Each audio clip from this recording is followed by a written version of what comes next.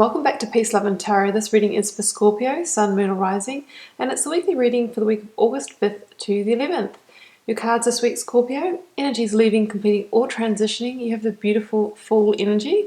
Focused energies this week, we have the Eight of Swords and the Five of Swords, and we have the Two of Wands coming in towards the end of the week. So Scorpio, recent past here. Now you have the Fool and the Wheel of Fortune. So Scorpio, this indicates massive change, like life-altering changes that, some of you are either going through now or you're on the tail end of that shift.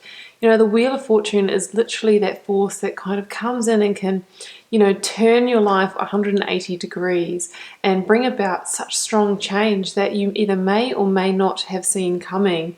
It's really asking you to complete a journey, complete a cycle, because it's the right time to move into a strong new beginning.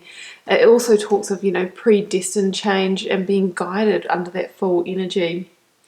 So even though you may not have seen this coming, the Wheel of Fortune is not a subtle energy. So I think that once you're in it, you definitely know about it.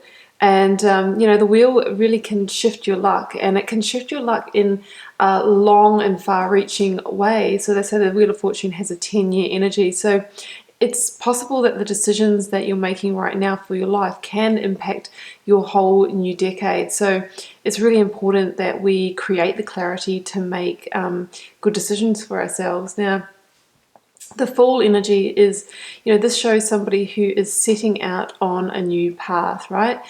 Taking those first shaky, tentative steps in a new direction.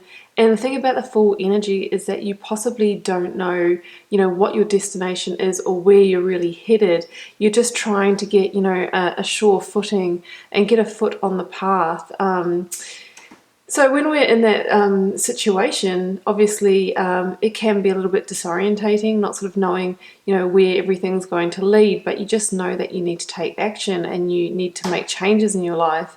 And, the reminder is a little dog here, it sort of barks at the heels there, is to follow your instincts, really, really tune into that head and heart space to make sure, when you take those steps, that they are, leading you on that journey, connecting with the path, rather than, potentially leading you off the edge of a cliff here. And I think that you'll have strong guidance under the Wheel of Fortune and the Fool energy, as indicated by the Sun here as well. You are universally guided through this change, because with these two cards together, it's so strong, it's so karmic, and it's really asking you to transform and be under that transformational energy. It's saying the time is right for you to go through a really massive shift, probably in your physical circumstances, as in some of you may be ending a job, a relationship, moving homes, moving towns, moving cities, but also internally. I think it's indicating that there's a period of really rapid growth and evolution spiritually on the table for you here. Now, usually what happens when, let's say more light kind of enters us and we start evolving in that way, there's usually a lot of darkness that it does bring up. When we go through a big change and all of a sudden, there's all this kind of light energy coming in and shifting our consciousness, sometimes it can highlight that and trigger that shadow energy. It can bring out, to purge all those feelings of instability, insecurity, things that no longer serve you. It's like a grand old shake-up. And what I'm seeing this week is that, this is where that comes to a head. And the vision that I was getting is a roadblock, right? But that roadblock is you. So we really need to pull that down so that you can continue on your journey. Because, after this really beautiful, strong change, this karmic destined energy, this week we have all of these insecurities coming up.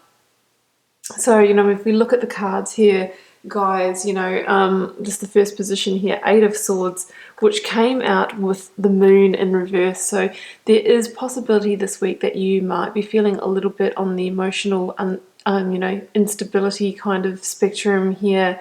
It's really important just to remember you're going through a change and not to sort of let that derail you. But, thoughts and feelings may come up, but it's better out than in. We need to let them go and release them and not stay in the energy of it. That Eight of Swords can be feelings of, guilt at moving on. If you're leaving a relationship and it's going to impact children and there's going to be, sharing the childcare, there might be some feelings of guilt around that. There also might be, if you're leaving a job or career that's served you well for a very long time, there might be feelings of insecurity. Am I going to get another role? Will I be okay? Swords energy can also indicate, that overthinking, over analytical energy. So yeah, just try and release. Lots of releasing this week required. And, here it's sort of the theme continues because we've got that clarified with the Five of Swords and the Eight of Cups. So, Five of Swords can be that conflict energy, but what I'm really sensing is that this is not conflicts with other people or circumstances. This is internal battles. It's all internal battle this week. It's like, sort of going through that last stage of clearing out the rubbish so that you can continue forth on a bright new journey. And the Eight of Cups here, that indicates that we are moving into a chapter that is a lot more fulfilling. The Eight of Cups talks about, in the past you may have had a certain amount of fulfillment in your situation. However, there was one fundamental cup or piece missing. And now, with this new change and on this new journey, what you're really demanding is you're demanding 9 and 10 of Cups energy, that kind of level of joy and love and harmony and satisfaction in your life. And, you're ready to move towards that. You really are. But, first of all, we need to change energetically and shift that and get ourselves into a place where we can attract and draw in 9 and 10 of Cups energy. And that's what's happening this week, guys, is, you're actually going through a massive purging from your shadow side, releasing that some of those dark energies, the, insecurities, the grief, the guilt, all of those emotions and feelings that have held you back, made you feel bad. It's time to get rid of them. Yes, that might make you feel a little bit unstable this week, but just remember, this is a period of release and clearing. So then we can invite in the energies that are really going to serve you well and really going to lead you strongly on the next chapter of your journey. And that's why I'm really pleased to see the Two of Wands coming in towards the end of the week, guys, because it kind of looks like, we are clearing that roadblock during the middle of the week. And then we're sort of getting into that place of, okay, now I can actually breathe again. I can actually have a sense of calm for long enough to actually seriously contemplate which direction I'm going to move in. We knew that we were starting the journey. You knew that, you were taking some steps. You weren't quite sure where it was leading in the past. And I think now we start looking to destination. Where do I want this journey to lead me? And then you can start putting some plans in place to start, guiding and directing the journey towards that destination. Now with the Two of Wands here, you can see there's the wand of the past that's affixed to the side of the castle.